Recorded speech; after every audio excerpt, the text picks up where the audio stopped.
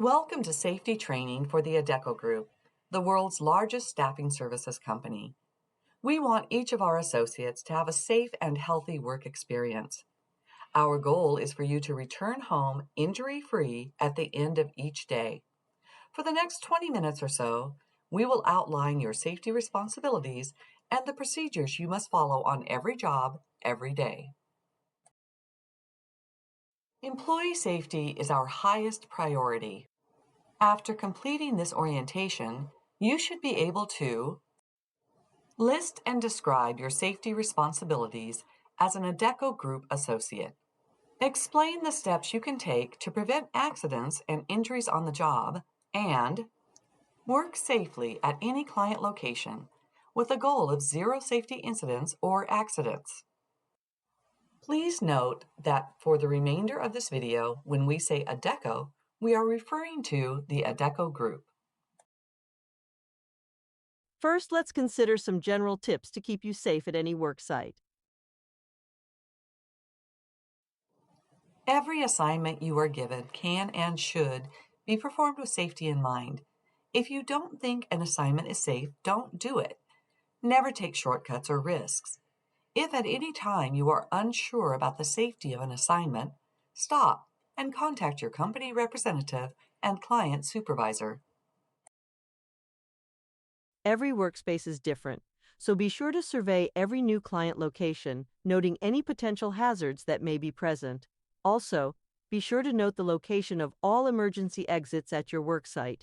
In the case of fire or other emergency that requires you to leave the building, knowing the location of all exits in advance will aid in your safe evacuation. Keep your work area neat, clean, and organized at all times. A clean and organized workspace is key to a safe work environment. Also, be sure to obey any posted warning signs or labels. They are for your protection. Be sure to use any personal protective equipment, PPE, required for your assignment. Typical PPE that might be required includes hard hats, reflective vests, gloves, safety glasses, sturdy, non-slip footwear. Note that use of a respirator is prohibited for Adecco Group associates unless certain criteria is met to ensure your safety. If the client assigns you to a task for which a respirator is required, contact your company representative immediately. Use of a respirator will require proper fit testing and training. Time for a knowledge check. True or false? Every assignment for every client can be performed with safety in mind. The correct answer is true. Every assignment for every client can be performed with safety in mind. The next topic we'll cover is safe lifting. Lifting heavy loads improperly can cause strains and sprains. Let's consider some safe lifting techniques that will help you avoid these injuries.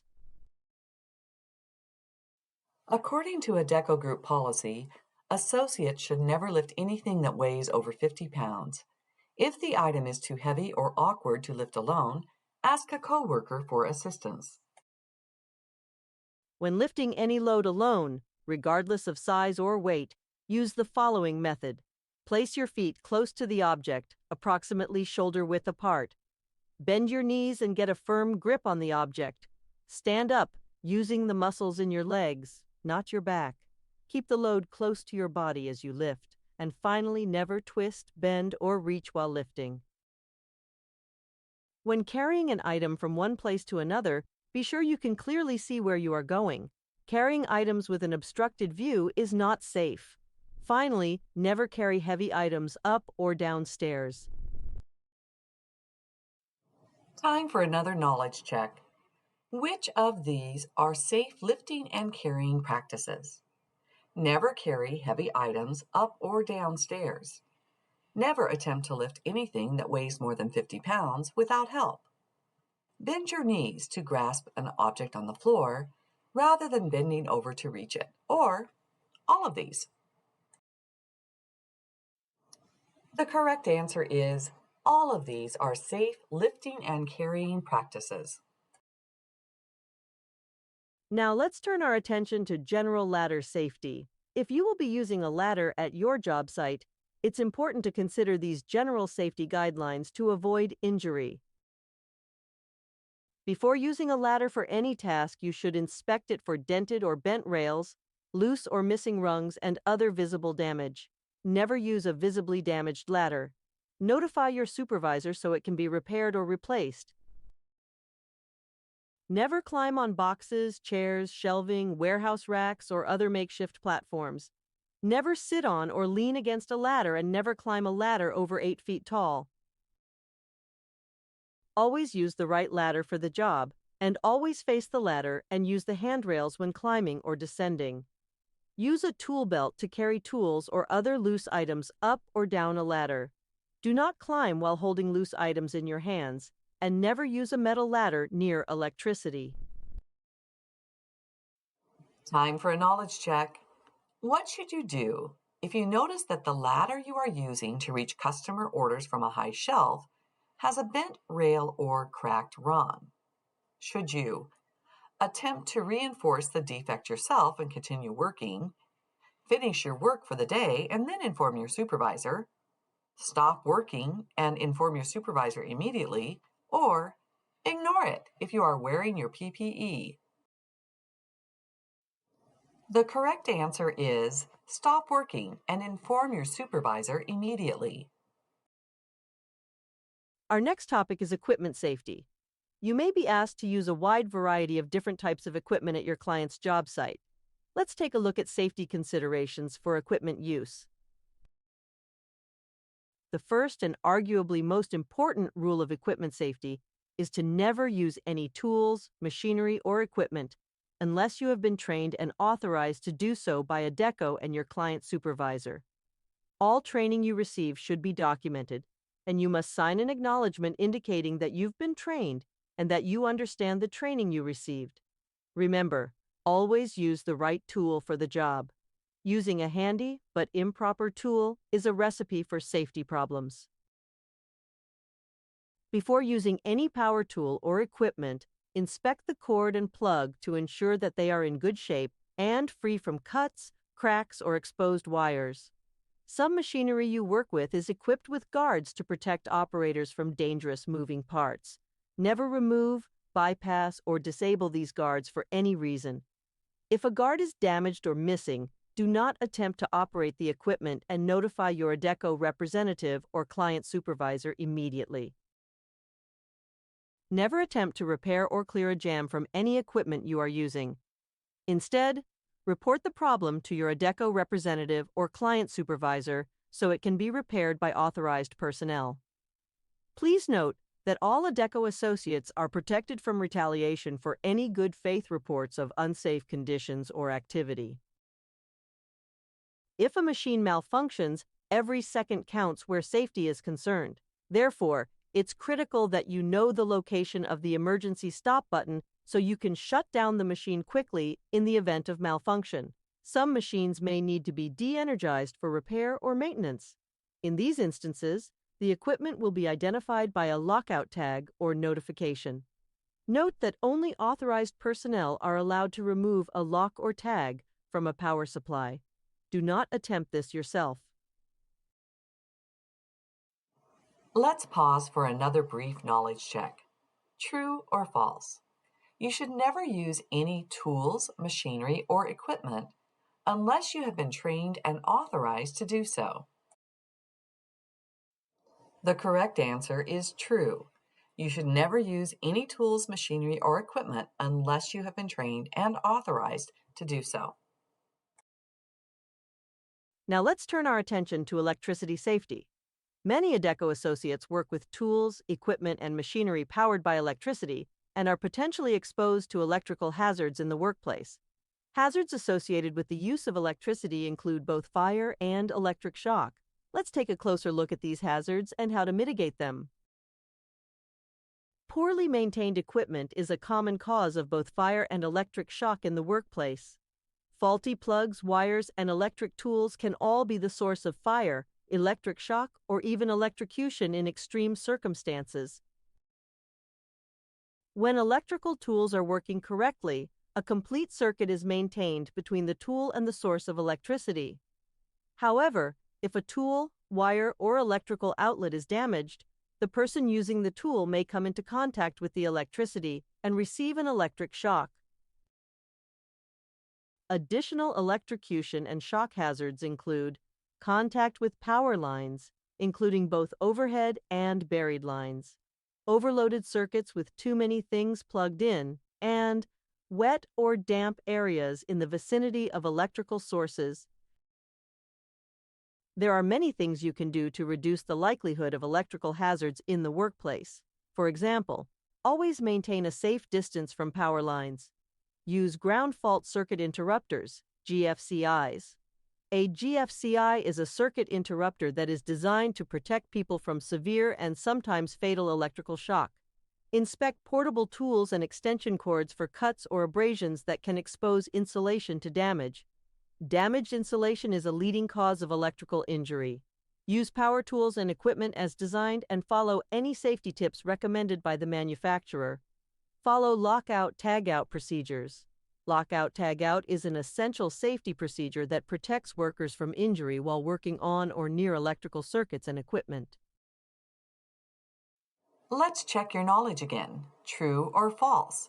You should inspect extension cords for cuts or abrasions before each use. The correct answer is true.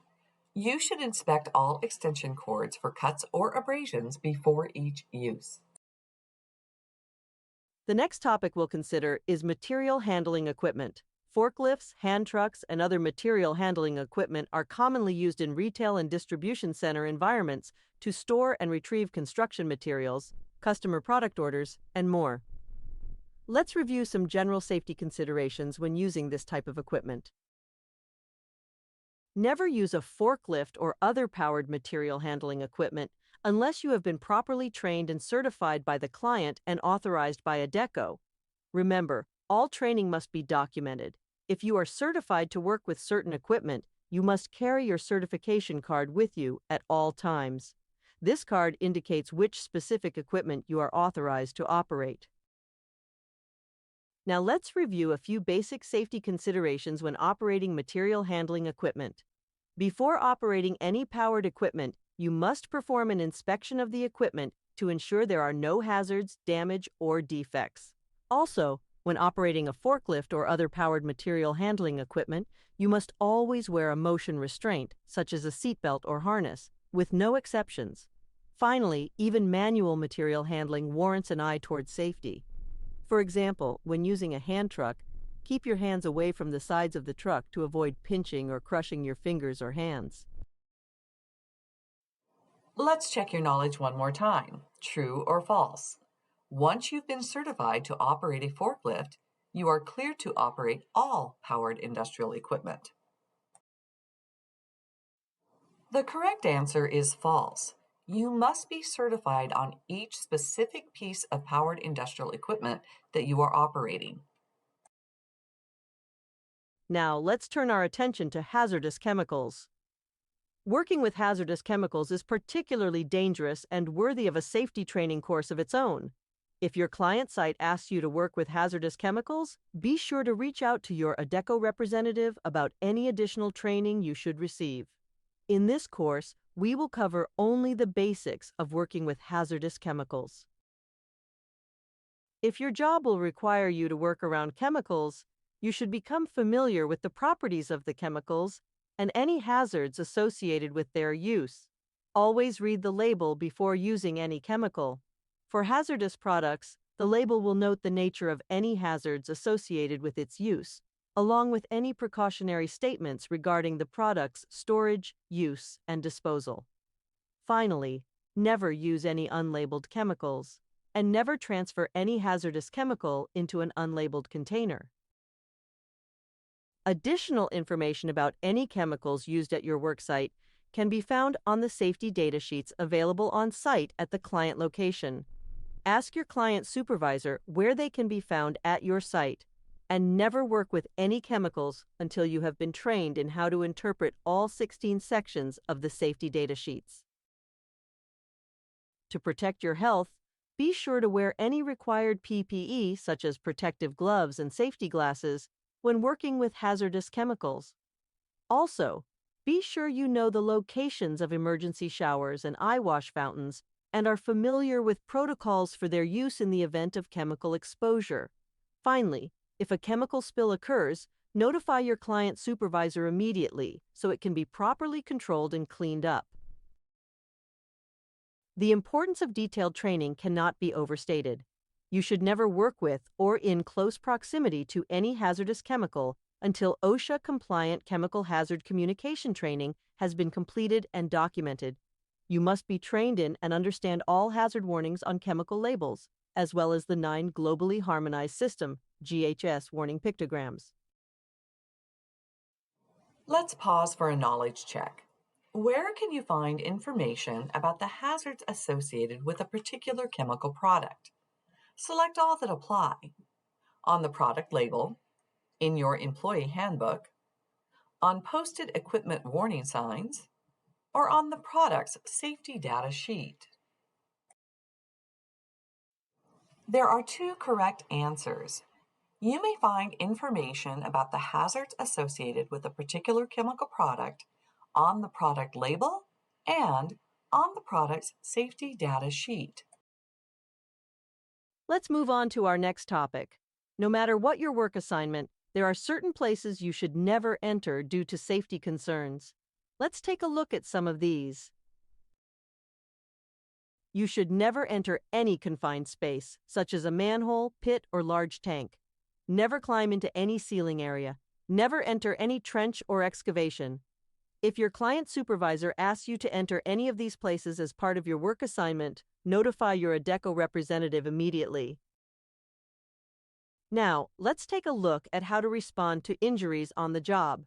Every injury, no matter how minor, should be reported to your Adecco representative and client supervisor immediately, so proper medical attention can be provided if it is needed. If you are injured on the job and would like to consult with a medical professional, please reach out to the dedicated Adecco Clinical Consult. This service is available 24 hours a day, 365 days per year. You can also obtain a medical panel with designated medical clinics from your Adecco representative. Any change in your work status received from a medical provider should be reported to your Adecco representative as soon as possible. You should continue to contact your representative after each medical appointment to report your progress.